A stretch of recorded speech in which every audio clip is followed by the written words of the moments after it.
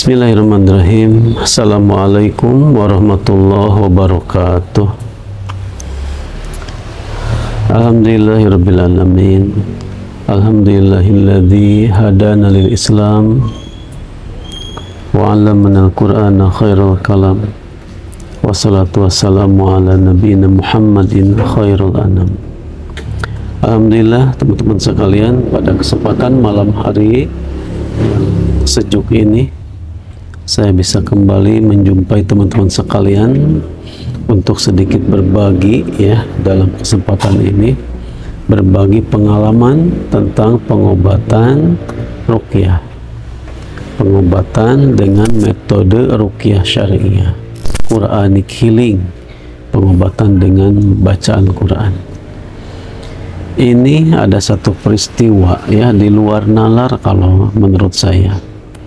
Jadi mulanya saya diminta untuk meruqyah seorang anak ya, maksudnya udah usia di atas 30 tahun perempuan, tapi dalam kondisi hilang ingatan. Ibunya meminta saya untuk meruqyah anak perempuan tersebut ya, dalam kondisi hilang ingatan dan tubuhnya penuh luka. Saya doain ya, memohon kepada Allah supaya dikembalikan kesadarannya dan disembuhkan sakit secara fisiknya ya. Namanya kita ikhtiar, doa ikhtiar, dan hasilnya tawakal kepada Allah Subhanahu wa Ta'ala. Kemudian saya juga meruqyah ibunya. Ibunya sudah usia di atas 60 tahun. Kenapa saya meruqyah ibunya? Biar supaya ibunya itu lebih tenang, lebih lapang dada menghadapi kondisi anaknya seperti itu.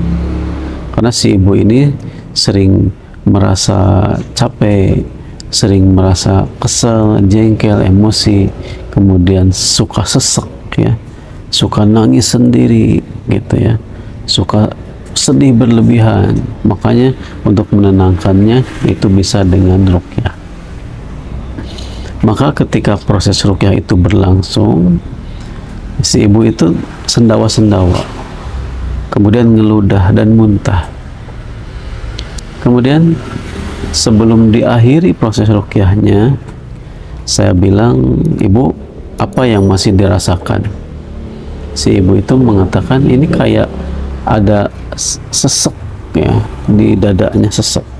Saya bacain ayat ruqyah lagi, kemudian kayak ada yang mengganjal di leher. Jadi udah maju tapi mengganjal. Terus saya suruh minum segelas air, minum gitu ya. Kemudian, "Ibu, apa yang dirasakan?" Saya bacakan lagi. Ibu bilang, "Ini mengganjal tapi udah naik ke atas gitu ya." Terus saya bacakan lagi, kemudian tiba-tiba keluar kayak serabut padi gitu ya, kayak seperti ini nih, kayak maaf ya, kayak seperti ini nih. Ini kan kayak serabut padi ya, yang suka di ini bikin sapu ya, kayak gini. Ini kalau nggak jelas nanti ya diperlihatkan, tapi sudah dilipat-lipat kayak penitik gitu ya, sudah dilipat-lipat kayak penitik. Ini kalau nggak jelas makanya kayak gini ya, seperti gini. Itu keluar dari tenggorokannya. Kemudian setelah keluarnya ini dia merasakan plong yang biasanya ada ganjalan di dadanya, seperti ada kemarahan, seperti ada sesek, seperti ada kesedihan mendalam gitu ya. Nah, setelah ini keluar ya, dalam proses ruqyah tadi, si ibu itu merasa plong dan sampai sekarang dia merasa lega gitu dadanya. Nah, ini saya rasa di luar nalar ya, sebetulnya ada benda seperti ini keluar dalam proses ruqyah ya, dari perutnya ya, mungkin dari dadanya, walau alam itu dari mana asalnya.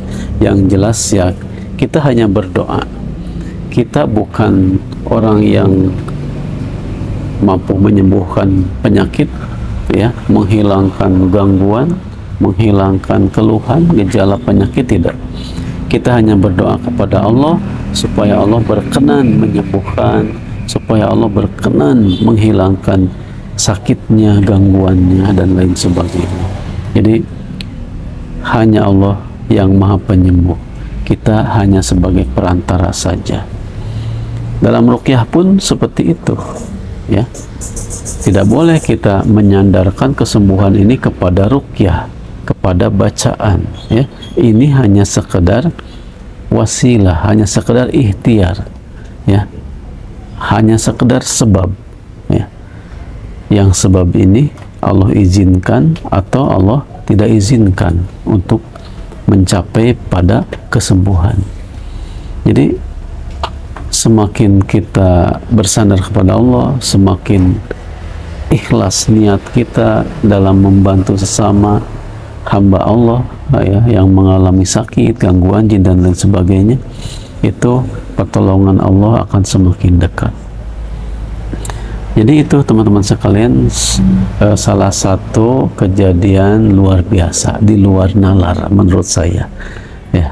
Mudah-mudahan kita semua senantiasa diberikan kesehatan, keistiqomahan, ya, dan selalu dalam lindungan Allah Subhanahu wa taala. Amin ya rabbal alamin. Barakallahu fikum. Assalamualaikum warahmatullahi wabarakatuh.